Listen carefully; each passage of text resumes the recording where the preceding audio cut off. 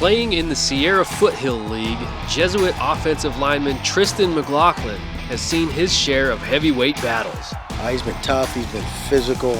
I think of Tristan, I've been using the word for him since last year. He's very ornery when it comes to his job. He likes to hit people. He's a team captain. He works very hard at his craft. He works very hard in the classroom. I have a lot of respect for Tristan and what Tristan is trying to accomplish on the football field. My role is to kind of be a leader right now. So I've been trying to lead the linemen specifically, be that senior presence that I can really bring everybody together and show up at game days. But there's no battle that McLoughlin can face in the trenches that can compare to what his family has endured. In particular, his little sister Julia, who was diagnosed with acute lymphocytic leukemia at just 5 years old. She had just started kindergarten and she was 5, and so around November she kept saying that her legs and her back were hurting a ton. She couldn't get up from her bed, and she was having leg pains and bone pains, and there were times where she couldn't walk and she would be up in the middle of the night crying because she was in a lot of pain. A few days later it got too bad, so we finally went to the doctors. We didn't know it, but they had actually sent her blood work for a specialized blood work that they only do up in Seattle. We just got a phone call from an oncologist on January 25th of 2017 who said, "Your daughter has cancer and you need to come in tonight."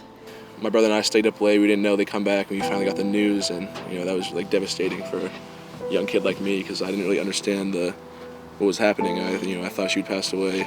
That night we drove up to Kaiser up in Roseville, and the next morning they started her right away on treatment.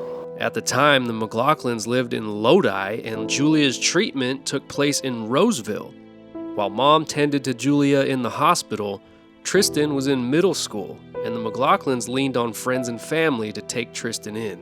It was hard. He was shuffled from house to house, especially when I was in the hospital.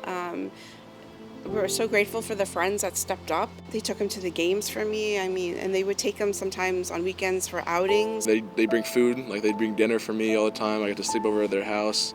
But now that I'm older, I got to reflect and think how grateful I am for them to actually do that for me. Any child that gets diagnosed with cancer, it doesn't just affect that child, it affects the whole family. It changes the family, and it's always how things were before the diagnosis and how things were after the diagnosis. And I think people need to remember that it's just not about the cancer kid, it's about the siblings too, and they often get lost in the shuffle. Luckily for Tristan, he's had the game of football to help him channel his emotions in a positive way. Sometimes, I get angry that, this happened to her.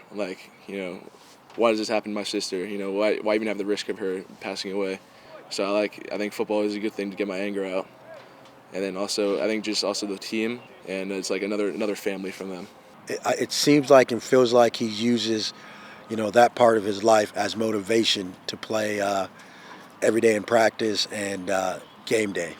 And off the field, Tristan makes sure to take time to help Julia, his biggest inspiration. She had a ton of spinal taps, so much chemo that went through her spine and up into her brain.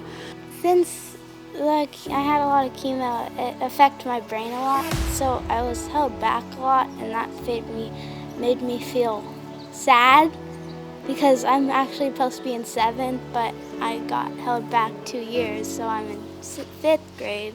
Over the summer, I would spend times reading with her and reading her books, and it was just I loved helping her because it made me feel like I was doing my part to actually help in her life. I am understanding concepts of so I'm getting a lot of 100%, so that makes me feel happy. Awesome, good for you. The whole family had reason to be happy in June as the McLoughlins received news that Julia had been deemed cancer-free. She'll still be checked every year for the rest of her life, basically, and kids that have had cancer in their childhood have higher rates of other cancers. There's always that chance, but at least we're good for now. I was happy that I didn't have to go through that again. Well, I think at first it was a little tough because she's obviously a kid, she's still growing into what she bees, but I mean, she's like a rambunctious, a little sassy too, but joyful little girl, and I'm so glad she's my sister, and I love being with her. What do you think that you learned about yourself throughout this whole experience? That I can do anything. Seeing her be so brave through the tough times, it was super inspiring. I carry it with me throughout football, is because just seeing her push through all of that at such a young age, it's just what inspires me. From Jesuit High School, I'm Nick Pecoraro, and this is Premier Preps.